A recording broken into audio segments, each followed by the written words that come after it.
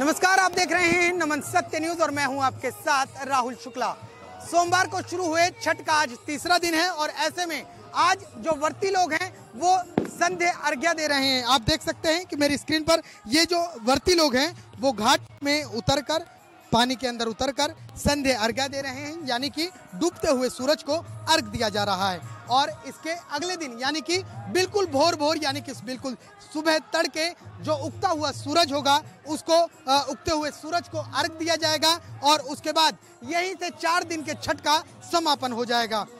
आपको मैं बता दूं कि दरअसल पहले दिन जो होता है छठ पूजा का वो नहाए खाए होता है। उस दिन जो श्रद्धालु होते हैं वो नहाने के बाद भोजन ग्रहण करते हैं और उसके अगले दिन यानी कि दूसरे दिन खरना होता है। खरना के बाद तीसरे दिन संध्या अर्घ्य होता है, जैसा कि आज आप देख रहे हैं। फिलहाल संध्या अर्घ्य है और आप हमारी स्क्रीन पर एक बार दोबारा देखिए, ये जो श्रद्धालु लोग हैं, जो व्रती लोग हैं, वो संध्या अर्घ्य देख के अब अपने घर की ओर वापस लौट रहे हैं। और अब कल सुबह सुबह यानी कि भोर में ये लोग उगते हुए सूरज को अर्घ देंगे और यहाँ से लगभग 36 घंटे का जो व्रत रखते हैं वो छठ पूजा का वहाँ पर समापन हो जाएगा। मेरे साथ कुछ श्रद्धालु मौजूद हैं, इनसे बात करेंगे कि क्या कुछ कहना है इनको छठ पूजा को लेकर। आइए जानते हैं। मैडम, 36 घंटे का लोग अक्सर निर्जला व्रत रखते हैं, बहुत कठिन होता है, लेकिन जिस तरीके से व्रत होता है इसकी जो पवित्रता होती है उसके बारे में मैं चाहता हूँ आप हमारे दर्शकों को बताएं। ये जो व्रत है 3 दिन का है और बिना पानी के लोग करते हैं और सूरज की पूजा की जाती है। ढलते हुए सूरज की पूजा करते हैं शाम में। फिर जैसे हम लोग कल आएंगे तो कल उगते हुए सूरज की पूजा करेंगे। आप अपने साथ मतलब आप अकेले हैं या आपके साथ कोई और भी है? मेरी मम्मी है, उन्होंने व्रत किया हुआ है और हम अगल बगल जितने भी हैं हमारे सोसाइटी में सब एक साथ होके ये करते हैं पूजा। मेरी मम्मी ने पूजा किया, हमारे पड़ोसी लोग भी साथ में हैं। लगेगा ही नहीं कि हम लोग मीन्स अलग हैं, सब एक साथ मिलके करते हैं पूजा। एक आदमी करता है लेकिन साथ में बहुत सारे लोग रहते हैं।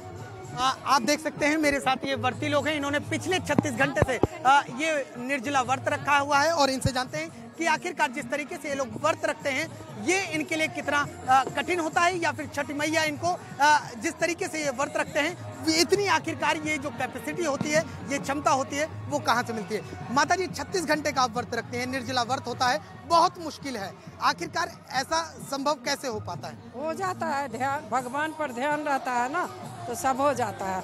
नहीं तो 12 बजता है तो आदमी खाने के लिए छटपटाने लगते हैं। अब व्रत करते हैं तो निठा आदमी शांति से रह जाते हैं। अब आप कल सुबह फिर आएंगे, बिल्कुल भोर भोर आएंगे और यहाँ पर जो उगता हुआ सूरज होगा उसको आप अर्घ देंगे और यहाँ से छठ पूजन का समापन हो जाएगा।